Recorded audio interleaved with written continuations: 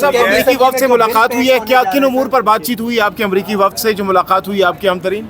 اس طرح ہے کہ ہمیں امریکن ایمبیسی کی طرف سے انویٹیشن آئی تھی کہ 3 کانگریس مین، بلکہ اس میسیج میں تو انہوں نے 2 کانگریس مین کہا تھا، بعد میں جو ہم گئے تو وہاں 3 کانگریس مین تھے اور پراپر میٹنگ نہیں تھی کوئی بھی. سارے پولیٹیکل پارٹیز کے ایم این ایز تھے، اس میں جے یو آئی کے تھے، نون لیگ کے تھے، باقی پولیٹیکل پارٹیز ساری تقریباً میرے خیال میں پی ٹی آئی سے تو ہم 2 تھے اور باقی پولیٹیکل پارٹیز سے کافی وہاں پہ اٹینڈنس تھی. تھوڑی دیر انہوں نے جنرل لوگوں سے بات چیت کی، سلام دعا کی، پھر ایک تقریر وہاں کی جو چارج دی افیئرز ہے انہوں نے کی، پھر یہ 3 کانگریس مین نے تقریریں کی، اور پھر پاکستان کی طرف سے ہماری ایک ایم این اے جو ہے نون لیگ کی، نام مجھے ان کا ذہن سے نکل گیا ہے، انہوں نے تقریر کی. اور باقی باقاعدہ کوئی میٹنگ یا کوئی مطلب بیٹھنے کی بھی نوبت نہیں آئی تھی. کھڑے کھڑے اشاروں سے باتیں ہوئی ہیں، انہوں نے تقریریں کی ہیں، اور بیسک بات جو ان کا ہمیں پتہ بھی نہیں تھا کہ ان کا ایجنڈا کیا ہے یا وہ کس مقصد کے لیے آئے ہیں، انہوں نے جو بیسک بات کی وہ پاکستان اور امریکہ کے تعلقات کی بنا پہ کی. آلموسٹ تینوں سینیٹرز نے اور جو چارج دی افیئرز تھی انہوں نے بھی یہی بات کی کہ پاکستان کے ساتھ ہم اچھے تعلقات چاہتے ہیں اور بہت بڑا ملک ہے، اسپیشلی یوتھ ہماری یہاں پہ 60% یوتھ ہے، اسٹریٹجک لوکیشن آپ کی بہت امپورٹنس کی ہے، تو زیادہ سے زیادہ ایم این ایز کو، ہمارے پارلیمنٹیرینز کو وہاں جانا چاہیے ایم این ایز سے انٹریکٹ کرنے کے لیے، اور وہاں سے زیادہ کانگریس مین کو اور جو باقی ان کے ریپرزنٹیٹیوز ہیں جتنے بھی ہیں ان کو یہاں پہ آنا چاہیے تاکہ وہ ہمارے ایم این ایز اور سینیٹر سے مل سکیں. تو آصف خان صاحب، آپ لوگوں نے جو 2 رکنی وفد تھا پی ٹی آئی کی طرف سے، تو آپ لوگوں نے کیا اپنا یا عمران خان کے حوالے سے، پی ٹی آئی کے حوالے سے ان سے کوئی بات کی، کوئی مدعا رکھا ان کے سامنے؟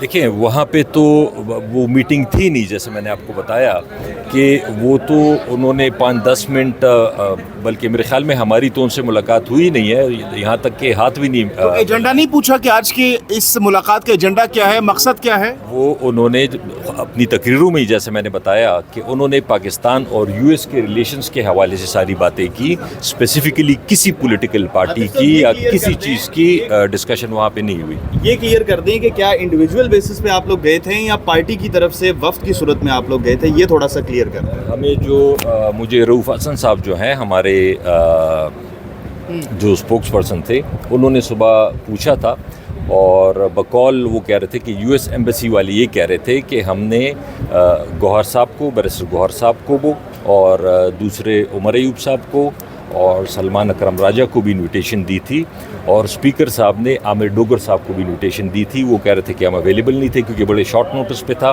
کہ آج شام کو میسج آیا تھا کہ آج شام کو انویٹیشن آئی، بلکہ اور کل شام کو 5 بجے وہ گیدرنگ تھی، تو اس وجہ سے وہ کہہ رہے تھے کہ ہم شرکت نہیں کر سکیں. تو کیا یہ 2 رکنی وفد عمران خان سے بھی اڈیالہ جیل میں ملاقات کر سکتا ہے؟ اس حوالے سے کوئی اطلاعات ہیں آپ لوگوں کے پاس؟ دیکھیں مجھے تو اس کا نہیں پتا کہ ان کی ملاقاتیں ہوئی ہیں نہیں ہوئی. آج میں نے البتہ یہ دیکھا ہے کہ ان کی چیف آف آرمی اسٹاف سے ملاقات ہوئی ہے.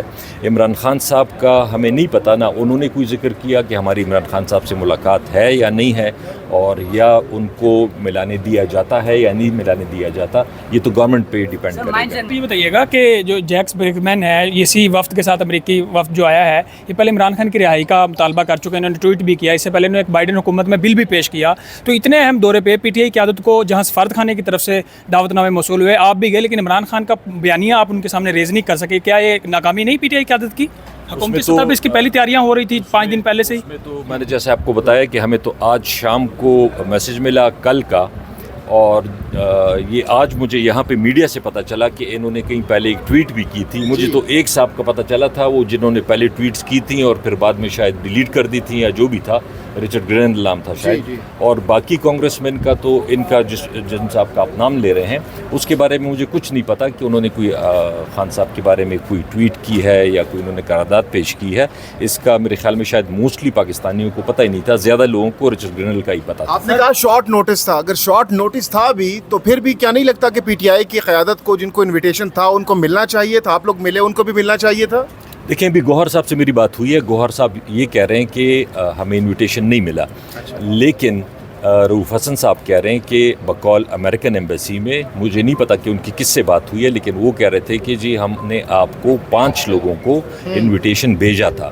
اب یہ کنفیوژن ہے، شاید ڈوگر صاحب تو کہہ رہے ہیں کہ میں ملتان میں تھا تو میں آ نہیں سکتا تھا، اور باقی 3 لوگوں کا ان کو پتہ ہوگا کہ وہ ان کو انویٹیشن ملا ہے، آ نہیں سکے ہیں، یا ان کو انویٹیشن ہی نہیں اگر ملا. اب باضابطہ طور پر ملاقات 1-on-1 ہو جاتی ہے امریکی وفد سے پی ٹی آئی قیادت کی، تو کیا مدعا رکھیں گے ان کے سامنے، کیا بات کریں گے ان سے امریکی وفد سے آپ لوگ؟ دیکھیں، ایک تو میں سب سے پہلے یہ بات ضرور کلیئر کروں گا کہ ہمارا جو بیسک اگر عمران خان صاحب کا ہے یا تحریک انصاف کا ہے، ہماری جو امید ہے یا جو ہماری اسٹرینتھ ہے وہ پاکستان کی عوام ہے.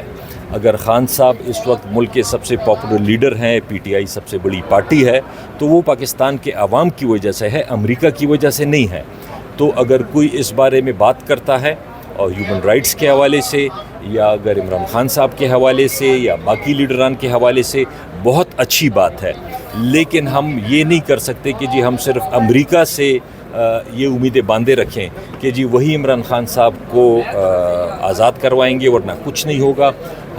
ہمیں اپنے عوام پہ اعتماد ہے، اپنی پارٹی پہ اعتماد ہے.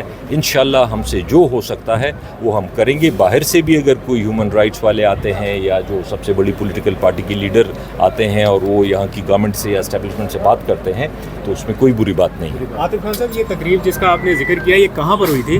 امریکن ایمبیسی میں ہی ہوئی تھی.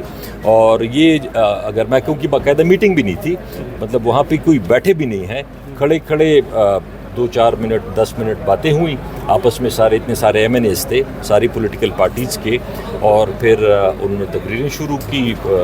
4 بندوں ان امریکن نے تقریریں کی، اور ایک پاکستانی وفد کی جو لیڈر تھی، جو پی ایم ایل این کی صاحبہ ہیں، نام مجھے ان کا نہیں آتا، انہوں نے ایک تقریر کی.